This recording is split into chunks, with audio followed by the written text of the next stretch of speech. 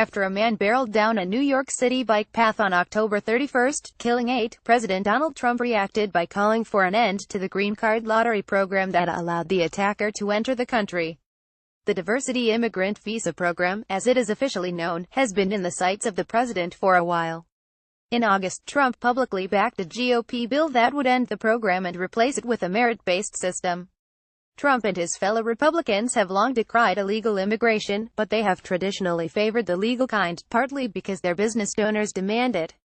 As someone who researches the impact of immigration on workers, I believe their plans to change who can enter the country legally is a big mistake.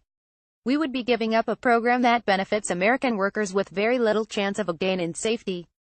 While the driver reportedly entered the country through a green card, very few Americans have been killed by recipients of such visas. AP photo. Beto Matthews curbing immigration. While Trump's tweets about the lottery program are based on security concerns, the usual argument supporting curbs on immigration is that new arrivals hurt native-born American workers and the economy at large. I'll leave analyzing the security concerns to other experts. Suffice it to say that the risk, according to experts, is very small. Green card holders have killed just 16 people, including yesterday, in terror attacks on U.S. soil since 1975. As for the economic impact on U.S.-born workers, the key thing to bear in mind is that the more homogeneous and similar immigrants are to natives, the greater the odds they'll in fact have a negative effect. In contrast, immigrants who come from diverse backgrounds with a range of skills, such as the lottery winners and the so-called dreamers, tend to produce greater economic benefits. That may be one reason at least some Republicans and most Americans are in favor of keeping the Deferred Action for Child Arrivals program that protects the dreamers from deportation, which Trump recently ended. A new approach. Currently, the U.S. receives a lot of immigrants without a college degree or with imperfect English. About half of immigrants fit either description. Legislation proposed earlier this summer, the Reforming American Immigration for Strong Employment RAISE Act, would exclude most such workers and reduce the total number of green cards awarding permanent legal U.S. residents to just over 500,000 from more than 1 million today. It would also end the green card lottery, which awards 50,000 green cards a year to people from countries with low rates of immigration to the U.S. Importantly, it would also change who gets a leg up when applying for a green card. Currently, family of U.S. citizens and legal permanent residents, including siblings and adult children, are able to apply. The new system would limit that to minor children and spouses. Instead, the bill would create a point-based system like those used in countries such as the UK and Australia that use factors such as English ability, education and job offers to rank applicants. However, it would be stricter than point systems used in those countries, which admit immigrants through other programs as well. In essence, the plan would make the pool of immigrants more homogeneous and dramatically smaller in number, mirroring the misguided origin-based restrictions from the 1920s. The DACA program's inherent diversity is what makes it a boon for the U.S. economy. AP photo. Pablo Martinez Monsivais. What economists say those who wish to restrict immigration often cite what they naively call supply and demand economics to essentially argue that the economy is a fixed pie that gets divided among a country's residents. Fewer immigrants means more pie for the U.S.-born, as the story goes. I am an economist, and this is not what my colleagues and I say.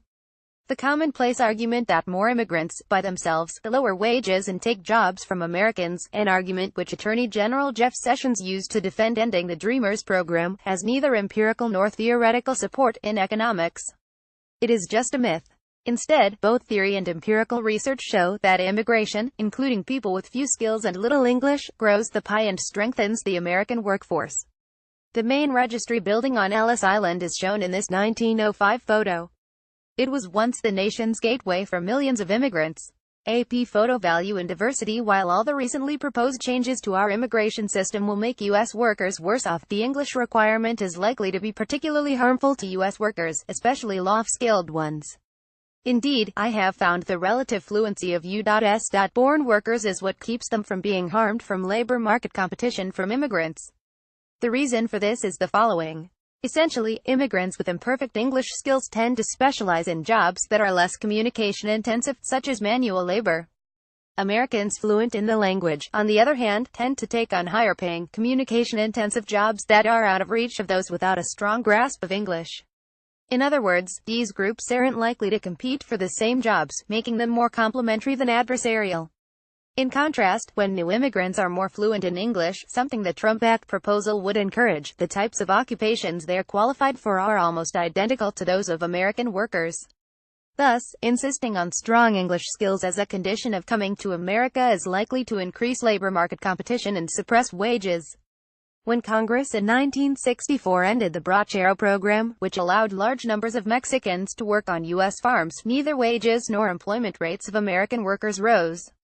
AP Photo Immigration that helps immigration that emphasizes diversity, rather than merely merit, tends to attract more people who specialize in occupations uncommon among U.S.-born workers. And, in fact, this is the key source of the well-known economic benefits of immigration. Studies by economists Giovanni Perry and Chad Sparber, for example, show this tendency toward job specialization is a key reason the large volume of law-school immigration does not drive down incomes of Americans. Other research by Perry and John Marco Ottaviano shows that simply encouraging immigration from diverse origins lifts wages. Put differently, there is direct evidence that the sort of diversity that the green card lottery encourages makes all Americans better off. It would be a shame to give all of that up because of a tiny risk of terrorism. This is an updated version of an article originally published on September 15, 2017.